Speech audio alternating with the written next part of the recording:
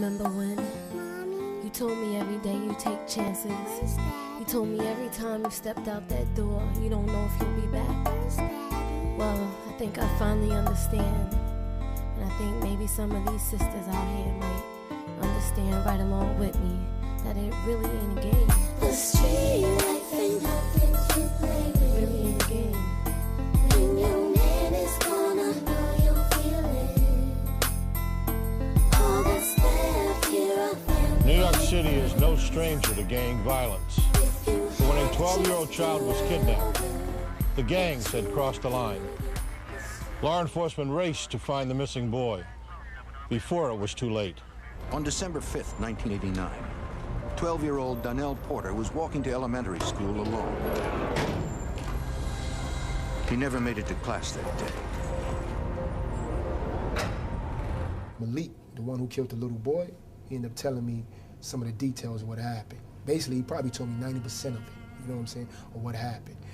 Alpo, Rich Porter's uncle, was the one who brought that to my father about kidnapping the little boy to get more money from Rich. Rich was already giving my father some type of money, you know what I'm saying? But he told my pops that he could get more from Rich because Rich got millions. So, something like that. So it was Alpo who brought it to my pops.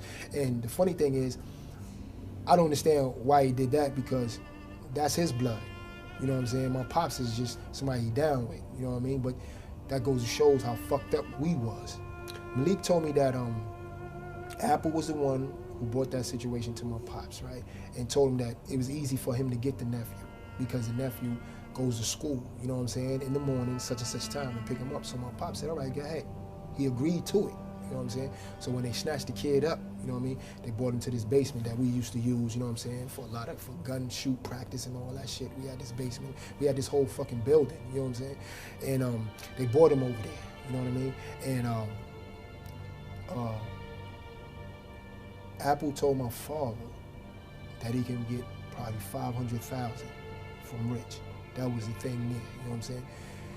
And they called Rich house or whatever and told him that they got the brother or whatever, you know what I'm saying, this is what they want. Rich, I believe Rich said that all he could have was like half of that, like he'd get them $250,000.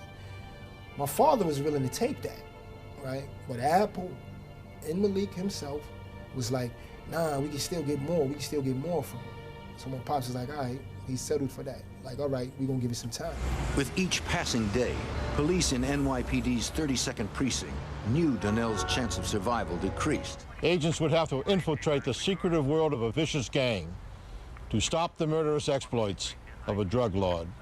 Then, on January 4th, 1990, a month after Donnell's abduction, the body of his brother, drug kingpin Richard Porter, was found in a Bronx park. There would be no one to pay the ransom now. It was widely assumed that Richard's death was connected to the kidnapping and probably the result of a ransom payment gone bad.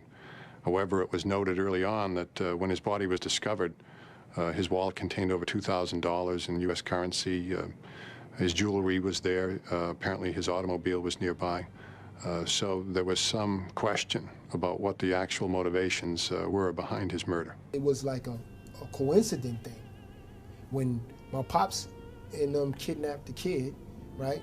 Alpo and Rich had some disagreement or something, you know what I'm saying? I don't actually know what happened with them, but it was like some disagreement. So it just happened like, it was just like, I guess it was fake basically, you know what I'm saying?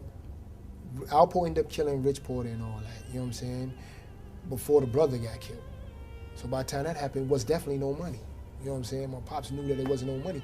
And I believe that was one of the reasons why he said let the kid go. Alpo told my father nah and nah because he seen our face and everything. You know what I'm saying? And he was scared about this and that. And my father didn't agree on them killing the dude. You know what I'm saying? The little kid. That's why to this day my father, you know what I'm saying, got so much time. You know what I mean? Got that life plus like 225 years. You know what I'm saying? Because he told the federal government shit, but he said that he didn't agree to that, which he really didn't. You know what I'm saying? That was Malik and Alpo's doing. My father was like, nah, let him go. And my father ended up leaving the basement, and them dudes ended up killing Shorty. That's what happened. And killed the little boy in there. You know what I mean?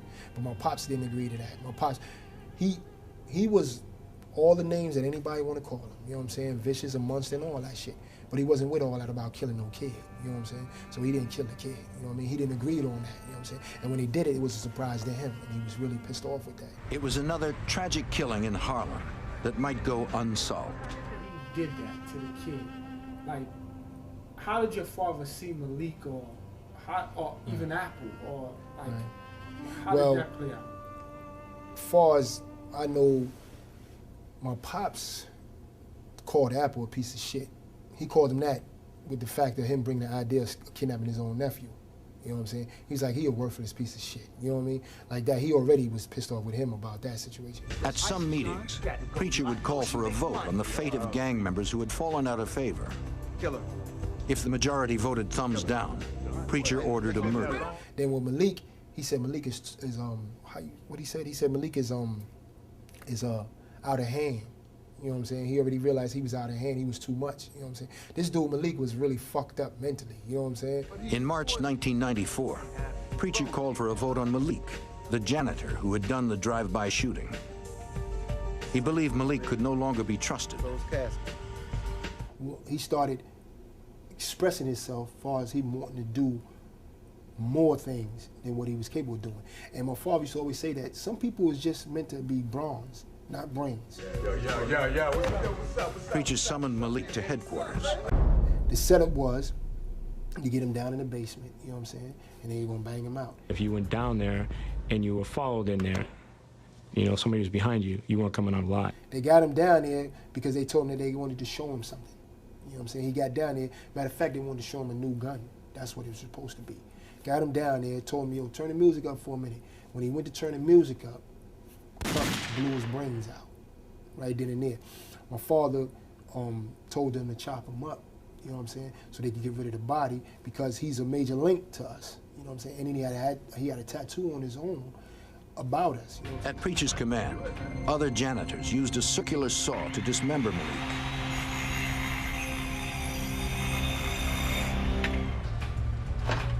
They poured acid on Malik's arms to remove gang tattoos that could link him to the crew. Then they left the body parts in several crumbling, abandoned buildings. They kept Malik's head in a refrigerator for a couple of weeks, and they kind of paraded it around on a stick. When that happened, Jack and my co-defendant Pop was playing soccer with this nigga head on the roof. They was kicking this shit around while I was wrapped up in the plastic bag. These niggas is bugged out. They was playing with this nigga head. In response to the increased violence in the city, a task force called the C-11 Squad had been formed at the FBI's New York field office. The locals brought their knowledge of the streets, the knowledge of the subjects involved to the table. The federal agents brought along with them the access to the federal courts, which included the access to the federal sentencing guidelines in the United States Attorney's Office. It's estimated that they're responsible for approximately 45 murders that we're aware of. How many murders did your whole crew commit in total? Well, as far as I know, I can't really say. I say it was somewhere between 50 to 75. You know what I'm saying? I can't really say for sure exact number. I know it was no less than 50, and I believe no more than 75. I can't quite say for sure. Numerous robberies. If you add the extortion in, we weren't able to really get in, so to speak, and get an undercover in there to buy narcotics from Preacher. Preacher further insulated himself. The FBI would have to get him by going after his organization. To prosecute, they would use federal racketeering statutes known as RICO. Originally designed to bring down organized crime families, RICO requires that strict criteria are met, according to FBI Special Agent Joe Walsh. You have to have your organization. You have to have your leader, which in this case was Preacher, and he has to have 5 or more people working underneath him. When we finally end up falling apart was when the feds came.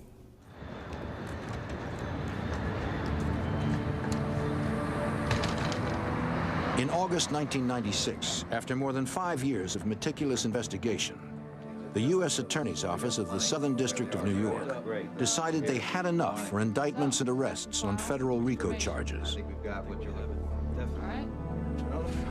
The first indictment was against Clarence Preacher Heatley and John Cuff. Because of arrest, information was compiled, which built a case against the preacher crew. On August 12th, he emerged from his headquarters building. Detectives made sure he was alone, then moved in. Preacher, drop the phone! Drop the phone! Drop the phone! Let me see your hands! Get on the car! Get on the car! Get on the car! As he was arrested, the elusive gang leader remained relaxed and confident. As soon as he was in custody, other teams arrested his main lieutenant, John Cuff. Them two is locked up. All the rest of us is still out. You know what I'm saying? Everybody's still out, right? He ended up calling. I was fucking with this broad. He ended up calling our house like around about 6 or 7 in the morning, right? I happened to be there, right? I already know he's locked up, right? He tells me over the phone, yo, just turn yourself in. I didn't tell him what you did in the park. I didn't say nothing about what you did in the park. I said, I don't know what you're talking about, and hung up, right? He called right back. I told the girl to answer the phone, but I didn't know it was him calling right back though. I just told her to answer the phone. This is her house. So she answered the phone. She's like, how you doing? And the way she was talking, I said, yo, if that's my father, tell him I'm not here. So right then there, I knew he was telling. I just assumed he was telling, put it like that. And I assumed he was telling, but I didn't accept it. I didn't believe that. A stone cold killer himself, who became an informant, that he came to me, that he came to us, that he gave us information on specific crimes, that he talked about crimes that had been unsolved for years. The police was the one in the car that tells me that when my father got arrested, he said to them in the police car, what you want to know, I'm ready to tell you, or some shit like that. You know what I'm saying? This who the first person I ever actually heard this from was the police. 2 months later, 15 more preacher crew members were indicted. Arrest teams prepared for simultaneous takedowns. They had to strike fast, full force, to arrest gang members safely.